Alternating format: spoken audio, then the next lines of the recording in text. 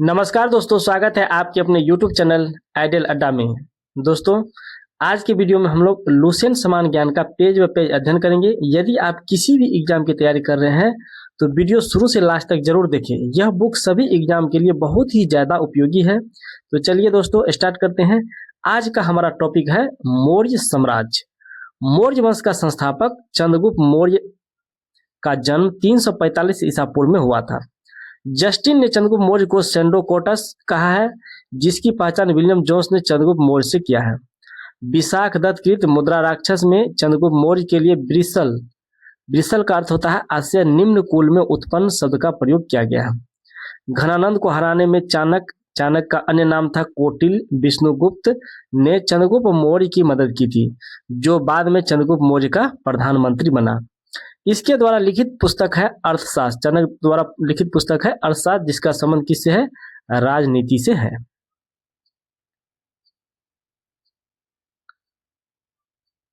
कौटिल्य ने अर्थशास्त्र में राज की प्रकृति का वर्णन किया है। उसने राज के 7 अंग बताए हैं।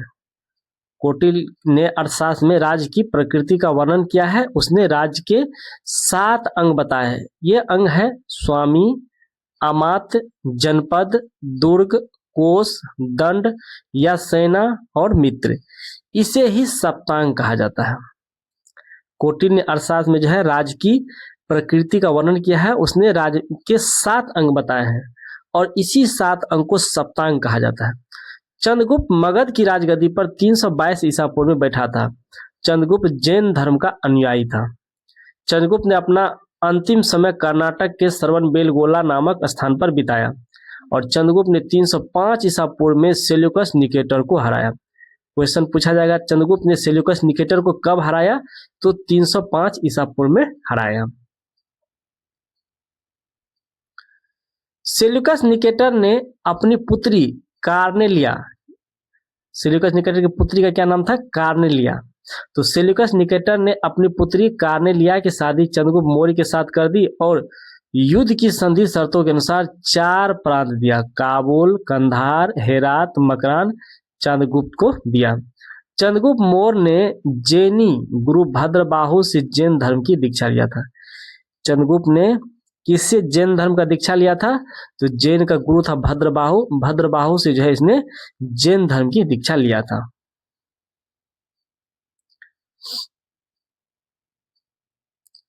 मेगास्थनीज सेल्यूकस निकेटर का राजदूत था। मेगास्थनीज सेल्यूकस निकेटर का राजदूत था, जो चंद्रगुप्त के राज दरबार में रहता था। मेगास्थनीज द्वारा लिखी गई पुस्तक इंडिका है और मेगास्थनीज के अनुसार सम्राट का जनता के सामने आने के अवसर पर शोभा यात्रा के रूप में जश्न मनाया जाता था। उन्होंने एक सोने के पालकी में लाया जाता था और उनके अंगरक्षक सोने और चांदी से अलंकृत हाथियों पर सवार रहते हैं। कुछ अंगरक्षक पैरों को लेकर चलते हैं। इन पैरों पर प्रशिक्षित तोतों का झुंड रहता है, जो सम्राट के सिर के चारों ओर चक्कर लगाता रहता है। राजा सामान्यतः हथियारबंद महिलाओं से घिरे होते हैं। राजा है जो है किससे घिरे होते हैं? सामान्यतः हथियारबंद महिलाओं से घिरे होते हैं। उनके खाना खाने के पहले खास नौकर उस खाने को चखते हैं। वे लगातार 2 रात एक ही कमरे में नहीं सोते। वो लगातार जो है 2 रात एक ही कमरे में नहीं सोता है। पाटलिपुत्र के बारे में, पाटलिपुत्र एक विशाल प्राचीर से घिरा है, जिसमें 570 बुर्ज और 64 द्वार है। 2 और 3 मंजिल वाले घर लकड़ी और कच्ची ईंटों से बने हैं। पाटलिपुत्र के विशाल प्राचीर में क्या है? 570 बुर्ज है और 64 द्वार है। 2 और 3 मंजिल वाले घर लकड़ी और कच्ची ईंटों से बने हैं। राजा का महल भी काठ का बना है, जिसे पत्थर की नक्काशी से अलंकृत किया गया है। यह चारों तरफ से उद्यानों और चिड़ियों के लिए बने बसेरों से घिरा हुआ है। ये जो किससे घिरा हुआ है? तो चारों तरफ से उद्यानों और चिड़ियों के बसेरों से घिरा हुआ है। चंद्रगुप्त मौर्य और सेल्यूकस के बीच युद्ध का वर्णन एपियानस ने किया। चंद्रगुप्त मौर्य और सेल्यूकस के बीच के युद्ध का वर्णन किसने किया? एपियानस ने किया था। प्लूटार्क के अनुसार चंद्रगुप्त ने सेल्यूकस को 500 हाथी उपहार में दिए। प्लूटार्क के अनुसार चंद्रगुप्त ने सेल्यूकस को 500 हाथी उपहार में दिए। और चंद्रगुप्त की मृत्यु 298 ईस्वी पूर्व में श्रवण बेलगोला में उपवास द्वारा हुई, जिसे हम लोग संलेखना विधि भी कहते हैं। बिंदुसार हमारा है नेक्स्ट बिंदुसार। बिंदुसार चंद्रगुप्त मौर्य का उत्तराधिकारी बिंदुसार हुआ, जो 298 ईसा पूर्व में मगध की राजगद्दी पर बैठा। इसे अमित्र घात के नाम से भी जाना जाता है। अमित्र घात का अर्थ होता है शत्रु का विनाश करने वाला, शत्रु का विनाशक। बिंदुसार आजीवक संप्रदाय का अनुयायी था। बिंदुसार किस संप्रदाय का अनुयायी था? आजीवक संप्रदाय का अनुयायी था। नॉट आजीवक संप्रदाय की स्थापना मखलीपुत्र गोसाल ने किया था। आजीवक संप्रदाय का स्थापना किसने किया था? मखलीपुत्र गोसाल ने किया था। वायु पुराण में बिंदुसार को भद्रसार या वारिसार कहा गया है। वायु पुराण में बिंदुसार को क्या कहा गया है? भद्रसार कहा गया है या वारिसार कहा गया है। एस्ट्रेबो के अनुसार सीरियन नरेश एंड्रियोकस ने बिंदुसार के दरबार में डायमेकस नामक राजदूत भेजा था। एस्ट्रेबो के अनुसार सीरियन नरेश एंड्रियोकस ने बिंदुसार के दरबार में डायमेकस नामक राजदूत भेजा था। इसे ही मेगास्थनीज का उत्तराधिकारी माना जाता है। डायमेकस को ही मेगास्थनीज का उत्तराधिकारी माना जाता है।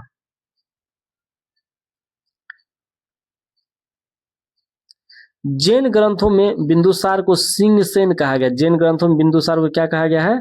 सिंहसेन कहा गया है। बिंदुसार के शासनकाल में तक्षशिला सिंधु एवं झेलम नदी के बीच में हुए 2 विद्रोहों का वर्णन है। तक्षशिला का जो है सिंधु एवं झेलम नदी के बीच में जो है उससे हुए 2 विद्रोहों का वर्णन है बिंदुसार के शासनकाल में। इस विद्रोह को दबाने के लिए बिंदुसार ने सुसीम को और बाद में अशोक को भेजा था। एथीनियस के अनुसार बिंदुसार ने सीरिया के शासक एंटियोकस प्रथम से मदिरा, सूखे अंजीर और एक दार्शनिक भेजने की प्रार्थना किया था। बौद्ध विद्वान तारानाथ ने बिंदुसार को 16 राज्यों का विजेता बताया है। बौद्ध विद्वान तारानाथ ने जो है बिंदुसार को क्या बताया है? 16 राज्यों का विजेता बताया है। बिंदुसार की सभा में 500 सदस्यों वाली एक मंत्री परिषद थी, जिसका प्रधान को क्या कहते थे? खल्लाटक कहलाता था। बिंदुसार की सभा में 500 सदस्य वाली एक मंत्री परिषद थी, जिसको क्या कहा? जिसके प्रधान को खल्लाटक कहा जाता था। नेक्स्ट है हमारा अशोक। अशोक के बारे में जानेंगे। अशोक से बहुत प्रश्न पूछा जाता है विभिन्न एग्जामों में। अशोक जो है बिंदुसार का उत्तराधिकारी। अशोक महान का जन्म 269 ईसा पूर्व में मगध की राजगद्दी पर बैठा। ये कब बैठा? तो बिंदुसार का उत्तराधिकारी हुआ अशोक महान, और जो है 269 ईसा पूर्व में मगध की राजगद्दी पर बैठा। अशोक की माता शुभद्रांगी था, और दिव्यावदान के अनुसार राजगद्दी पर बैठने के समय अशोक अवंती का राजपाल था। राजगद्दी पर बैठने से पहले अशोक कहाँ का राजपाल था? तो अवंती का राजपाल था। मस्की, गुर्जरा, नेतुर, उड्डेगोलम के लेखों में अशोक का नाम अशोक मिलता है। अशोक का नाम अशोक किस में मिलता है? तो मास्की में, गुर्जरा में, नेतुर में और उड्डेगोलम में अशोक का नाम जो है अशोक मिलता है। अब हमारा मौर्य प्रांत और उसकी राजधानी। मौर्य प्रांत हमारा कौन? उत्तरापथ। उत्तरापथ की राजधानी कहाँ था? तो तक्षशिला। अवंती राष्ट्र की राजधानी उज्जैनी। कलिंग की राजधानी तोसली। दक्षिणापथ की राजधानी स्वर्णागिरी। और परासी यानी पूर्वी प्रांत की राजधानी कहाँ था? तो पाटलिपुत्र। ये मौर्य का प्रांत है। कितने प्रांत में मौर्य बटा हुआ था? तो उत्तरापथ, अवंती राष्ट्र, कलिंग, दक्षिणापथ, परासी यानी पूर्वी प्रांत। ये 5 प्रांत में मौर्य जो है बटा हुआ था। और इसकी राजधानी पूछा जाता है कि उत्तरापथ का तक्षशिला, अवंती राष्ट्र का उज्जैनी, कलिंग का तोसली, दक्षिणापथ का स्वर्णागिरी, परासी यानी पूर्वी प्रांत का पाटलिपुत्र। ये जो है मौर्य प्रांत जो है जब विभिन्न एग्जामों में पूछा गया है मौर्य प्रांत का, और उसका राजधानी भी पूछा जाता है। अशोक का इतिहास हमें मुख्यतः उसके अभिलेखों से ही ज्ञात होता है। अशोक के इतिहास के बारे में हम कहाँ से ज्ञान प्राप्त करते हैं? तो अभिलेख से ही हमें ज्ञात होता है। इसके अभिलेखों को निम्नलिखित वर्गों में विभाजित किया जा सकता है। कौन कौन? तो ये शिलालेख, स्तंभलेख और गुहालेख।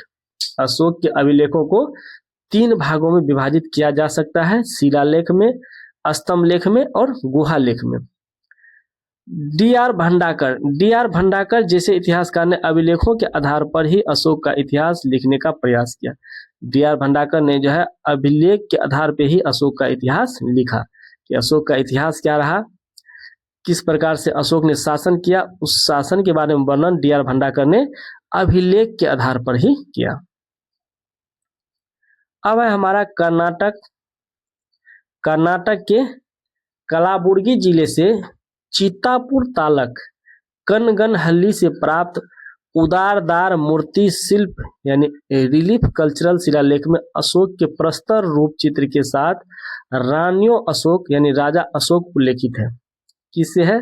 बहुत अच्छा प्रश्न है ये कि कर्नाटक के कलाबुर्गी जिले के चित्तापुर तालुक के कनगनहल्ली से प्राप्त उदारदार मूर्ति शिल्प है, उसमें रिलीफ जो कौन सा कल्चर का है, ये रिलीफ कल्चर का है। इस शिलालेख में अशोक के प्रस्तर रूप चित्र के साथ रानियों अशोक लिखित है उसमें, और उसमें लिखा गया है कि ये रानियों अशोक का मतलब होता है राजा अशोक उल्लेखित है। अब हम यहाँ से अध्ययन कर लेंगे अशोक के प्रमुख शिलालेखों का स्थान एवं संबंधित राज्य। कहाँ से कौन सा शिलालेख मिला है, किस राज्य से मिला है, यहाँ से प्रश्न पूछा जाता है। शाहबाज गढ़ी कहाँ पे है? तो शाहबाज गढ़ी मिला है पेशावर से। पेशावर कहाँ पे है? पाकिस्तान में। मानसेरा कहाँ से मिला है? तो हजारा से। शाहबाज गढ़ी पेशावर से, मानसेरा हजारा से, और हजारा कहाँ पे है? पाकिस्तान में। कालसी कहाँ से मिला है? तो कालसी मिला है उत्तराखंड से। कालसी कहाँ से मिला है? उत्तराखंड से। गिरनार कहाँ से मिला है? गिरनार शिलालेख गुजरात से। गिरनार कहाँ से मिला है? गुजरात से। धौली और जोगढ़ कहाँ से मिला है? तो धौली और जोगढ़ मिला है उड़ीसा से। धौली और जोगढ़ कहाँ से मिला है? धौली और जोगढ़ मिला है उड़ीसा से। अब नेक्स्ट है हमारा एरागुडी राजुल और मंदगिरी, ये मिला है कहाँ से? ये मिला है आंध्र प्रदेश से। सोपारा कहाँ से मिला है? महाराष्ट्र से। रूपनाथ तथा गुर्जरा कहाँ से मिला है? मध्य प्रदेश से। रूपनाथ तथा गुर्जरा कहाँ से मिला है? मध्य प्रदेश से। सासाराम मिला है बिहार से। भब्रू यानी बैराट, भब्रू का नाम बैराट भी है, ये कहाँ से मिला है? राजस्थान से। भब्रू या बैराट कहाँ से मिला है? राजस्थान से। मास्की, गोबी मठ, ब्रह्मगिरी, ये सारा कहाँ से मिला है? कर्नाटक से मिला है। अब कंगनहल्ली भीमा नदी के बाएं तट पर स्थित है। कंगनहल्ली कहाँ पे है? तो भीमा नदी के बाएं तट पर स्थित है कंगनहल्ली। भाब्रू अभिलेख में अशोक ने स्वयं को मगध का राजा बताया है। अब क्वेश्चन यहाँ से पूछेगा किसमें अशोक ने स्वयं को मगध का राजा बताया है? तो ये हो जाएगा भाब्रू अभिलेख में। पुराणों में अशोक को अशोक वर्धन कहा गया। पुराणों में अशोक को किस नाम से जाना गया है? तो अशोक वर्धन के नाम से जाना गया है। देव नाम प्रिय प्रियदर्शी अशोक का ही नाम है। देव नाम प्रिय प्रियदर्शी किसका नाम है? अशोक का ही नाम है।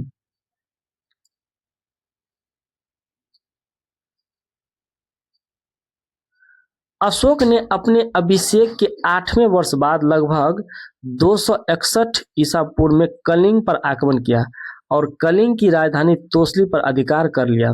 ये जो है अशोक ने अपने अभिषेक के कितने वर्ष बाद जो है, ये बीपीएससी शिक्षक भर्ती में पूछा है प्रश्न कि अशोक ने अपने अभिषेक के कितने वर्षों के बाद कलिंग पर आक्रमण किया? 8 वर्षों के बाद। अब इसमें बचा हुआ हमारा भब्रू या बैराट कहाँ पे है? राजस्थान में। कुछ यहाँ से कर लेंगे।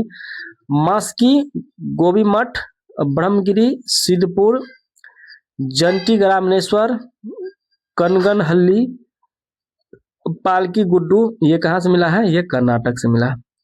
अहरोड़ा कहाँ से मिला है? तो अहरोड़ा उत्तर प्रदेश से मिला है। नेक्स्ट है हमारा प्लिनी का कथन है मिस्र का राजा फिलाडेल्फस टॉलमी द्वितीय। मिस्र का राजा कौन था? फिलाडेल्फस टॉलमी द्वितीय ने पाटलिपुत्र में डियोनिसियस नाम का एक राजदूत भेजा था। किसको भेजा था? तो प्लिनी का कथन है कि मिस्र का राजा था फिलाडेल्फस टॉलमी द्वितीय। उसने पाटलिपुत्र में डियोनिसियस नाम का एक राजदूत भेजा था। उपगुप्त नामक बौद्ध भिक्षु से अशोक ने बौद्ध धर्म की दीक्षा लिया। अशोक ने बौद्ध धर्म की दीक्षा किससे लिया? तो उपगुप्त नामक बौद्ध भिक्षु से लिया। अशोक पहले ब्राह्मण धर्म का अनुयायी था। अशोक पहले किस धर्म का अनुयायी था? तो ब्राह्मण धर्म का अनुयायी था। कलहन के राजतरंगी से पता चलता है कि वह शैव धर्म का उपासक था और निग्रोध के प्रवचन सुनकर उन्हें बौद्ध धर्म को अपना लिया। किसके प्रवचन सुनकर अशोक ने बौद्ध धर्म को अपना लिया? तो निग्रोध के प्रवचन को सुनकर। अशोक एक उपासक के रूप में अपने राज्याभिषेक के 10वें वर्ष बोध गया था। ये कब गया था? 10वें वर्ष में बोध गया था और 12वें वर्ष में निगाली सागर की और 20वें वर्ष में लुम्बिनी की यात्रा किया था। यहाँ से प्रश्न बन सकता है कि अशोक जो है एक उपासक के रूप में अपने राज्याभिषेक के कितने वर्ष में बोध गया था? तो 10वें वर्ष में बोध गया और 12वें वर्ष में कहाँ गया? तो निगाली सागर गया 12वें वर्ष में और 20वें वर्ष में कहाँ गया? तो लुम्बिनी की यात्रा किया 20वें वर्ष में। नेक्स्ट है हमारा अहरोरा लेख में यह घोषणा की गई कि अशोक व्यक्तिगत रूप से बौद्ध धर्म का अनुयायी था। किस अभिलेख में बताया गया कि अशोक जो है बौद्ध धर्म का अनुयायी था? तो अहरोरा लेख में यह घोषणा की गई कि अशोक व्यक्तिगत रूप से बौद्ध धर्म का अनुयायी था। रोमन देई स्तंभ अभिलेख और निगाली सागर स्तंभ अभिलेख बौद्ध मत में अशोक की आस्था का स्पष्ट प्रमाण मिलता है। किसमें मिलता है अशोक की आस्था का स्पष्ट प्रमाण? तो रोमन देई स्तंभ अभिलेख से और निगाली सागर स्तंभ अभिलेख से। अब नेक्स्ट हम लोग इसमें अध्ययन करेंगे अशोक के प्रमुख शिलालेख एवं उनमें वर्णित विषय। किसमें कौन सा विषय दिया गया है? यहाँ से प्रश्न पूछा जाता है कि किसमें कौन सा विषय है। तो हमारा शिलालेख पहला शिलालेख में कौन सा विषय है? तो पहला शिलालेख में है इसमें पशु बलि की निंदा की गई है। पहला शिलालेख में क्या किया गया है? तो पशु बलि की निंदा किया गया। दूसरा शिलालेख में है मनुष्य एवं पशु दोनों की चिकित्सा व्यवस्था का वर्णन है। किस शिलालेख में मनुष्य और पशु दोनों की चिकित्सा का वर्णन है? तो दूसरा में। तीसरा, इसमें राजकीय अधिकारियों को यह आदेश दिया गया है कि वे हर 5वें वर्ष के उपरांत दौरे पर जाए। उसमें कुछ धार्मिक नियमों का भी उल्लेख है। चौथा है इसमें भेरी घोष की जगह धम घोष की घोषणा की गई। चौथा में भेरी घोष की जगह क्या किया गया? तो धम घोष की घोषणा किया गया। पांचवा है इसमें धर्म महामात्रों की नियुक्ति की जानकारी मिलती है। धर्म महामात्रों की नियुक्ति की जानकारी किसे मिलती है? तो पांचवा में मिलती है। छठा है इसमें आत्मनियंत्रण की शिक्षा दिया गया है। छठा में क्या दिया गया है? तो आत्मनियंत्रण का शिक्षा दिया गया है। किसमें? तो छठा में दिया गया है आत्मनियंत्रण की शिक्षा। सातवां व आठवां इनमें अशोक के तीर्थ यात्राओं का वर्णन है। सातवां और आठवां में क्या है? अशोक के तीर्थ यात्राओं का वर्णन दिया गया सातवां और आठवां में। नमा में इसमें सच्ची भेंट सच्चे शिष्टाचार का उल्लेख है। किसमें? नमा में। 10वां शिलालेख में इसमें अशोक ने आदेश दिया है कि राजा और उच्च अधिकारियों हमेशा प्रजा के हित में सोचे। 10वां में क्या कहा है? इसमें अशोक ने आदेश दिया है कि राजा और उच्च अधिकारी हमेशा प्रजा के हित में सोचे। 11वां है इसमें धम्म की व्याख्या की गई। 11वां में क्या किया गया है? धम्म की व्याख्या किया गया है। 11वां में धम्म की व्याख्या किसमें किया गया है? 11वां में धम्म की व्याख्या किया गया है। अब हमारा 12वां में क्या क्या है देख लेते हैं। 12वां इसमें स्त्री महामात्रों की नियुक्ति एवं सभी प्रकार के विचारों के सम्मान की बात कही गई है। 12वां में क्या कहा गया है? तो इसमें स्त्री महामात्रों की नियुक्ति एवं सभी प्रकार के विचारों की सम्मान की बात कही गई है। 13वां इसमें कलिंग के युद्ध का वर्णन है। कलिंग के युद्ध का वर्णन किसमें है? तो 13वां में। और अशोक के हृदय परिवर्तन की बात कही गई। इसमें 5 यवन राजाओं के नामों का उल्लेख है जहां उसने धम्म प्रचारक भेजे थे। ये 13वां शिलालेख में है। 14वां शिलालेख अशोक ने जनता को धार्मिक जीवन बिताने के लिए प्रेरित किया था। 14वां में क्या उल्लेख है कि अशोक ने जनता को क्या कहा था? धार्मिक जीवन बिताने के लिए अशोक ने अपने प्रजा को क्या किया था? प्रेरित किया था। इसका जिक्र किसमें किया गया है? तो 14वां शिलालेख में किया गया है। अब हमारा नेक्स्ट है अशोक ने आजीविकों को रहने के लिए बराबर की पहाड़ियों में 4 गुफाओं का निर्माण कराया। कहाँ कराया? आजीविक संप्रदाय के लोगों को रहने के लिए तो बराबर की पहाड़ियों में। ये यहाँ से बीपीएससी टीआरपी में क्वेश्चन पूछा गया है बीपीएससी शिक्षक भर्ती में कि आज बराबर की पहाड़ियों में किस को जो संरक्षण दिया गया था आजीविकों को दिया गया। तो अशोक ने आजीविकों को रहने हेतु बराबर की पहाड़ियों में 4 गुफाओं का निर्माण कराया, जिनका नाम था कर्ज, चौपार, सुदामा, विश्व की झोपड़ी।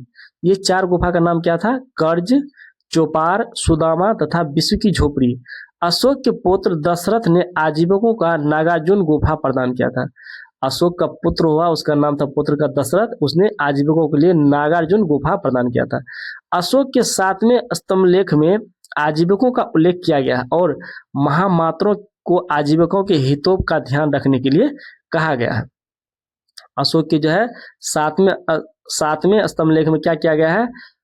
तो उसमें उल्लेख किया गया है कि महामात्रों को आजीविकों के हितों का ध्यान रखने के लिए कहा गया है। नेक्स्ट है हमारा, अब अशोक ने बुद्ध के प्रचार के लिए अपने पुत्र महेंद्र और पुत्री संघमित्रा को कहाँ भेजा था? तो श्रीलंका भेजा था। अशोक ने बौद्ध धर्म के प्रचार के लिए अपने पुत्र महेंद्र और उस पुत्री संघमित्रा को श्रीलंका भेजा था। बौद्ध परंपरा और उनके लिपियों के अनुसार अशोक ने 84,000 स्तूपों का निर्माण करवाया। बौद्ध परंपरा और उसके लिपियों के अनुसार अशोक ने कितने स्तूपों का निर्माण कराया? तो 84,000 स्तूपों का निर्माण करवाया।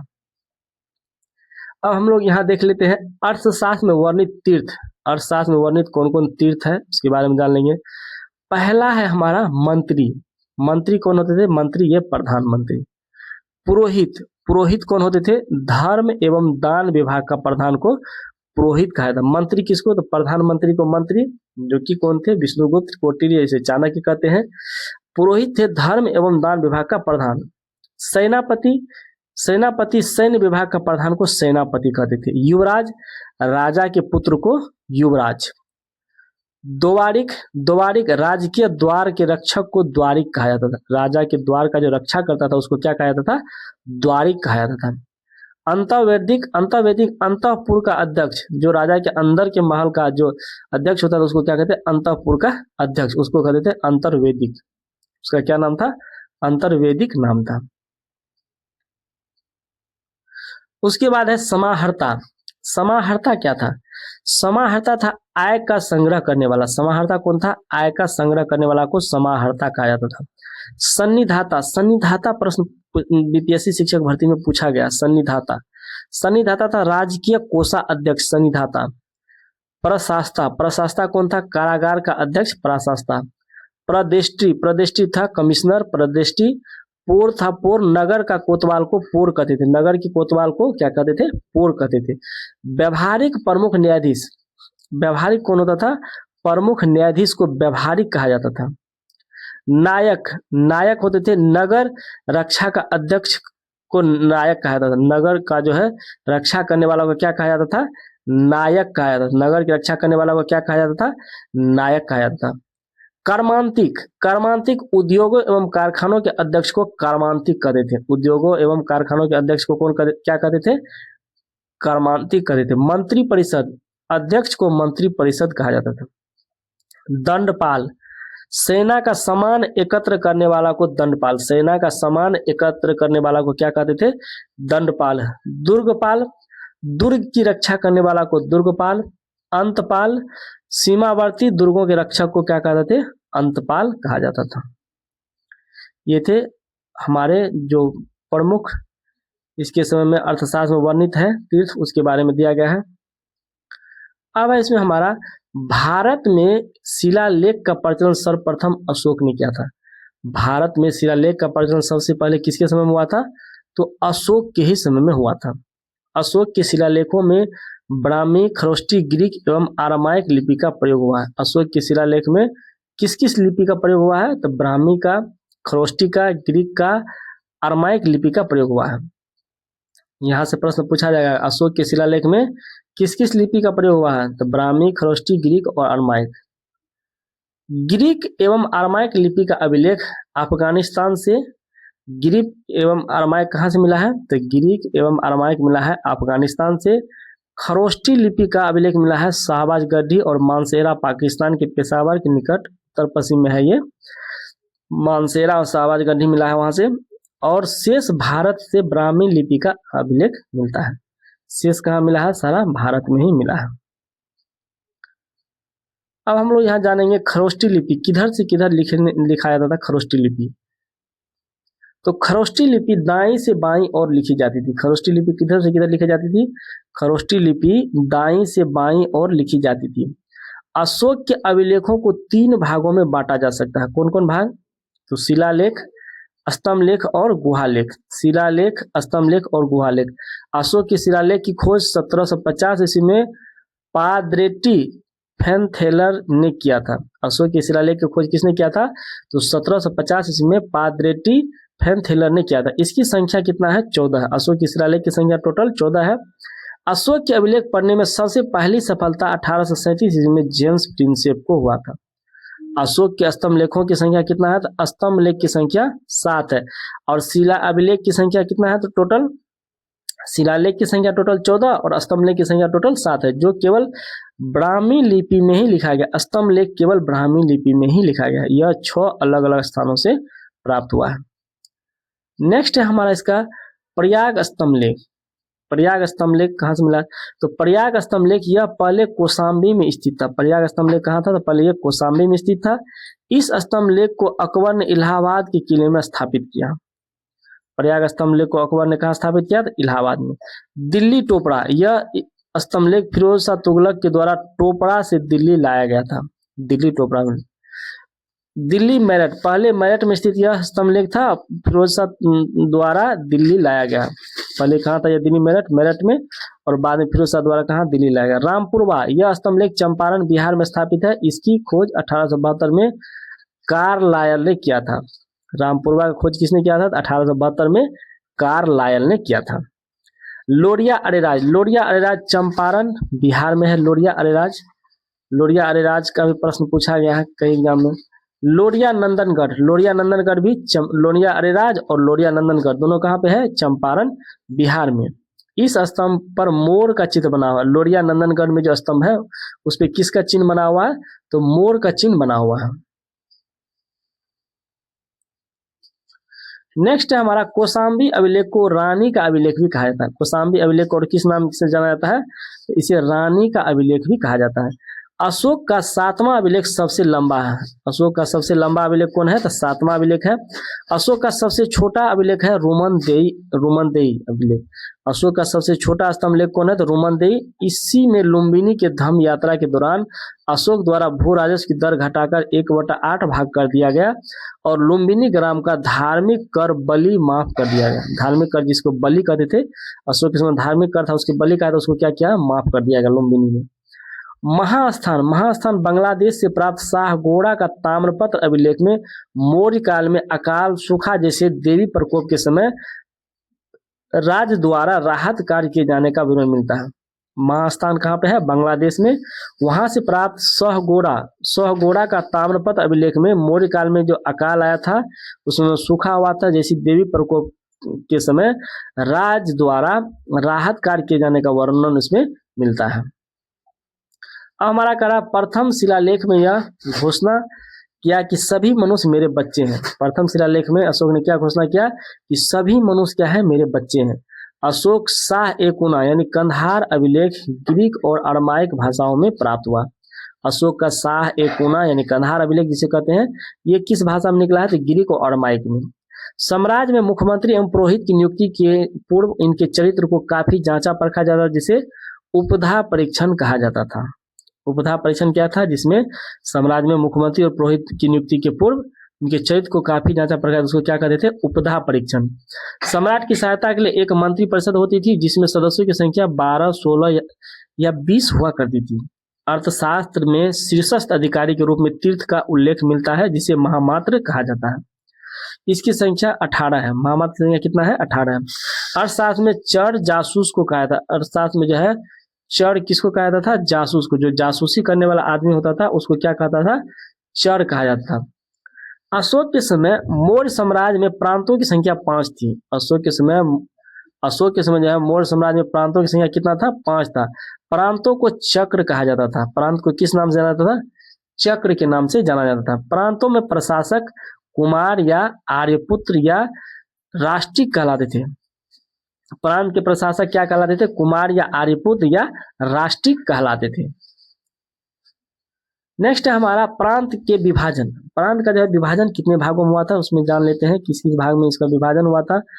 प्रांत के विभाजन विषय में किया गया था जो विषयपति के अधीन होते थे। प्रांत का जब विभाजन किया गया था तो वो कौन करते थे, विषयपति करते थे। प्रशासन की सबसे छोटी इकाई ग्राम थी और जिसका मुखिया ग्रामिक कहलाता था। प्रशासक में सबसे छोटा गोप था जो 10 ग्रामों का शासन संभालता था। गोप क्या होता था, सबसे छोटा था जो 10 ग्रामों का जो है शासन संभालता था। मेगास्थनीज के अनुसार नगर का प्रशासन 30 सदस्यों के एक मंडल करता था। मेगास्थनीज के अनुसार जो है 30 मंडल का सदस्य क्या करता था, एक मंडल करता जो 6 समितियों में विभाजित था। प्रत्येक समिति में कितने सदस्य थे, प्रत्येक समिति में 5 सदस्य होते थे। तो इनका जान लेते कौन कौन सदस्य है इसमें। तो इसमें है हमारा प्रशासनिक समिति एवं उसके कार्य। प्रशासनिक समिति एवं उसके कार्य जान लेते हैं। प्रथम समिति का क्या कार्य था, तो प्रथम समिति का कार्य था उद्योग एवं शिल्प कार्यों का निरीक्षण करना, यह प्रथम समिति का कार्य था। द्वितीयक समिति का क्या कार्य था, द्वितीयक समिति का काम था विदेशियों की देखरेख करना, द्वितीय समिति का काम था। तृतीय समिति का क्या काम था, तो जन्म मरण का विवरण करना, तृतीय समिति का काम था। चतुर्थ समिति व्यापार एवं वाणिज्य की देखभाल करना, चतुर्थ समिति का कार्य था। पंचम निर्मित वस्तुओं के विक्रय एवं निरीक्षण करना, किसका काम था, तो यह पंचम समिति का काम था। और षष्टम का क्या काम था, षष्टम था बिक्री कर वसूल करना। षष्टम का काम क्या था, बिक्री कर वसूल करना। बिक्री कर कितना था, बिक्री कर के रूप में मूल्य का 10वां भाग वसूला जाता था। बिक्री कर के रूप में कितना वसूला, मूल्य का 10वां भाग वसूला, इसे बचाने वाले को मृत्यु दंड दिया जाता था। मेगास्थनीज के अनुसार एग्रोनोमाई मार्ग निर्माण अधिकारी था। एग्रोनोमाई कौन था, तो मार्ग निर्माण, जो हमारे मार्ग सड़क निर्माण होता है उस अधिकारी को एग्रोनोमाई कहा जाता था। जस्टिन के अनुसार चंद्रगुप्त मौर्य की सेना में लगभग 50,000 अश्वारोही। जस्टिन के अनुसार चंद्रगुप्त मौर्य की सेना में कितना अश्वारोही था, जो घोड़सवार था, तो 50,000 और सैनिक 9,000 हाथी और 8,000 रथ। 50,000 अश्वारोही सैनिक, 9,000 हाथी और 8,000 रथ था। जस्टिन नामक यूनानी लेखक के अनुसार चंद्रगुप्त ने अपनी 6 लाख की फौज से सारे भारत को रौंद दिया था। जस्टिन यूनानी लेखक के अनुसार चंद्रगुप्त ने अपनी 6 लाख की फौज से सारे भारत को क्या क्या रौंद दिया। यह बात सही भी हो सकते हैं और नहीं भी, लेकिन यह सही है कि चंद्रगुप्त मौर्य ने पश्चिमोत्तर भारत को सेल्यूकस की गुलामी से मुक्त किया और जस्टिन ने चंद्रगुप्त की सेना को लुटेरों की सेना कहा। जस्टिन ने क्या कहा, चंद्रगुप्त की सेना को लुटेरों की सेना कहा। युद्ध क्षेत्र में सेना का नेतृत्व करने वाला अधिकारी नायक कहलाता था। युद्ध क्षेत्र में जो है सेना का नेतृत्व करने वाले अधिकारी क्या कहलाते थे, नायक कहलाते थे। अब इसमें हमारा सैन्य समिति एवं उनके कार्य, कौन कौन समिति, तो प्रथम का जल सेना का व्यवस्था प्रथम करता था। द्वितीय सैन्य समिति का काम था यातायात एवं रसद की व्यवस्था। तृतीय का था पैदल सैनिकों की देखरेख करना। चतुर्थ का था अश्वारोही सेना की देखरेख करना। पंचम का था गज सेना की देखरेख करना। और षष्टम का क्या था, रथ सेना की देखरेख करना। षष्टम का क्या काम था, रथ सेना की देखरेख करना। अब हमारा सैन्य विभाग का सबसे बड़ा अधिकारी सेनापति कहलाता था। सैन्य विभाग का जो है सबसे बड़ा अधिकारी क्या कहलाता था, सेनापति कहलाता था। प्लिनी नामक यूनानी लेखक के अनुसार चंद्रगुप्त की सेना में लगभग 6 लाख पैदल सिपाही, 6 लाख कितना था, पैदल सिपाही था, और लगभग 30,000 घुड़सवार और 9,000 हाथी था।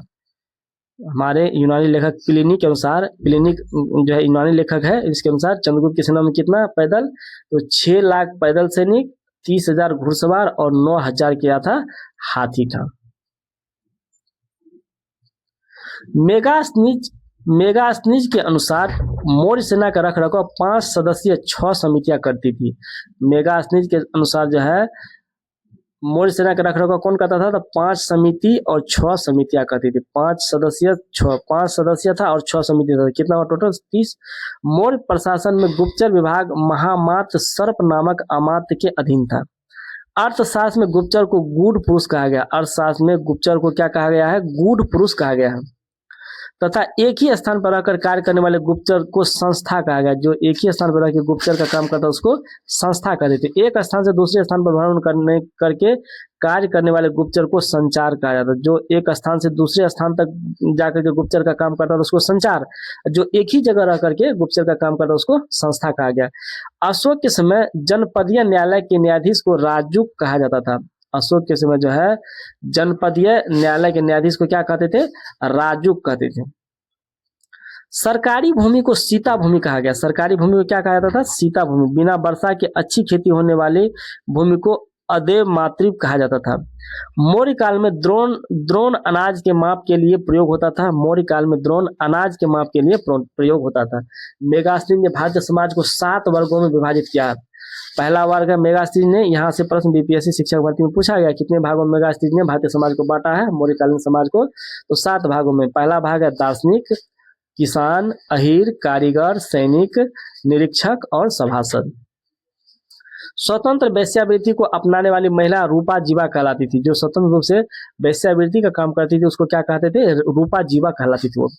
नंद वंश के विनाश करने में चंद्रगुप्त मौर्य ने कश्मीर के राजा प्रवर्तक से सहायता प्राप्त की थी। मौर्य वंश के विनाश के लिए चंद्रगुप्त मौर्य ने किससे सहायता लिया था? तो कश्मीर का राजा था, उसका नाम था प्रवर्तक, उससे जो है सहायता लिया था। नेक्स्ट है हमारा मौर्य का शासन 137 वर्ष तक रहा। मौर्य वंश का शासन कितना वर्ष तक रहा? तो 137 वर्ष तक रहा। भागवत पुराण के अनुसार मौर्य वंश में 10 राजा हुए। भागवत पुराण के अनुसार मौर्य वंश में कितने राजा हुए? 10 राजा हुए, जबकि वायु पुराण के अनुसार 9 राजा हुए। अब यहाँ से कंफ्यूजन हो जाएगा, भागवत पुराण के अनुसार कितना राजा? तो 10 राजा, और वायु पुराण के अनुसार कितना राजा? तो 9 राजा। मौर्य वंश का अंतिम शासक बृहदत्त था और इसकी हत्या इसके सेनापति पुष्यमित्र शुंग ने किया। 185 ईस्वी में कर दिया। इसका हत्या कब किया बृहदत्त का? तो 185 ईस्वी पूर्व में। और मगध पर शुंग वंश का नींव डाला। पुष्यमित्र शुंग ने जो है बृहदत्त का हत्या करके शुंग वंश की स्थापना 185 ईसा पूर्व में कर दिया। और अशोकाराम बिहार पाटलिपुत्र में था। अशोकाराम बिहार कहाँ पे है? तो अशोकाराम बिहार कहाँ पे है? तो ये पाटलिपुत्र में है। तो आज का वीडियो कैसा लगा? लाइक कमेंट करके बताएं। यदि आप इस चैनल पर नए हैं तो चैनल को सब्सक्राइब कर लें। वीडियो को अधिक से अधिक दोस्तों को शेयर करें। मिलते हैं नेक्स्ट वीडियो में। Thanks for watching.